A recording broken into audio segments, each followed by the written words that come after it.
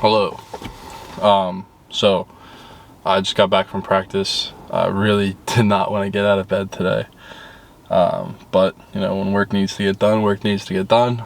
It wasn't that hard of a practice today. My Tuesdays and Thursdays have kind of been falling into this thing of more. My Tuesdays and Thursdays have been falling into this thing of being more of like a recovery days, like active recovery days, which I think is good because getting this close to the season, your biggest priority, at least my biggest priority, is staying healthy. So it's been good for that reason. But like I said, I really did not want to get out of bed today. I just kind of laid in bed until right before practice, and then it was time to go to work, so had to get it done. But all in all, pretty solid day. I was having a conversation with one of my teammates today at practice, and shout out to you, Estelle. But we were talking about the difference between people who want it and people who think they want it, And I think this is something that really only you know about yourself. But I feel like a lot of people say that they want to be something with whatever they're doing, whether they say they want to be a great, thrower, what have you. But actions and words are two very different things, And we were talking about just people who, kind of present everything that says they want to be good, like outwardly, but inwardly they don't really, feel the same way. And maybe it's a self-doubt thing. Like, I think for myself, the biggest thing that's helped me and probably hurt me along the way is that I've just had this crazy idea about myself and what I can do. Because I feel like it takes a certain level of like madness to take you to a level that you've never been at before, right? Like, why am I any different than anybody else? Like, why do I deserve or even can even think that I can, do the things that I'm doing and do the things that I think I can do, right? But I mean, like, we're all a little crazy. But I think, like, for me, like, rationalizing it in my head, I've always just thought very highly of myself.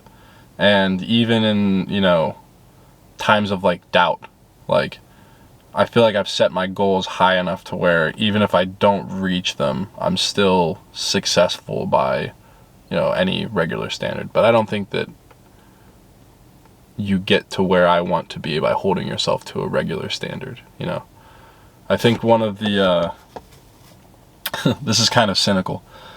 And this is not to say that I don't appreciate people, giving me praise for my athletic accomplishments or any accomplishment for that matter. But my dad told me this whenever I was younger, and he's like, good is a relative term.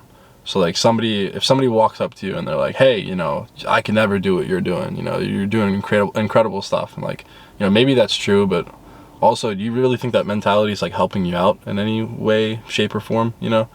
Like, if somebody says that to me, I agree with them, because it's that old, I think it's Henry Ford, but there's two types of men in this world: men who think they can and men who think they can't, and they're both right. But yeah, I mean, as soon as you develop that, I don't even want to call it a victim mindset, but like that, like second place mindset of, I could never do this, or I could never do that, or, I could never be, great at what I do because this, and this. Like, instead of focusing on the reasons why you can't, focus on the reasons why you can. And I feel like things fall into place a little more than if you, are just kind of going along with it because you don't think that you can. And maybe that's an issue you got to take up with yourself at the end of the day. And I think that I've always been a little crazy whenever it comes to sports. Whenever I was younger, I was convinced I was going to the NFL. Like, I wouldn't take no for an answer. And then I fell in love with javelin, and then now I'm here, right? But things don't always go the way that you want them to go, or always the way that you plan them to go, but they do go exactly the way how they're planned to be. You know, and sometimes it takes longer for people to reach their goals. Sometimes people reach their goals young and then never touch them again. You know, and I hope I'm not somebody who does that, but I hope I do reach the goals that I set for myself whenever I'm young. And that's also to say that goals change. Like, I was scrolling through Instagram this morning whenever I was laying in bed, not wanting to go to practice, and the thing that kind of popped me up out of bed was this guy talking about how the goals that you set for yourself, that you said would make you happy, still haven't made you happy, right?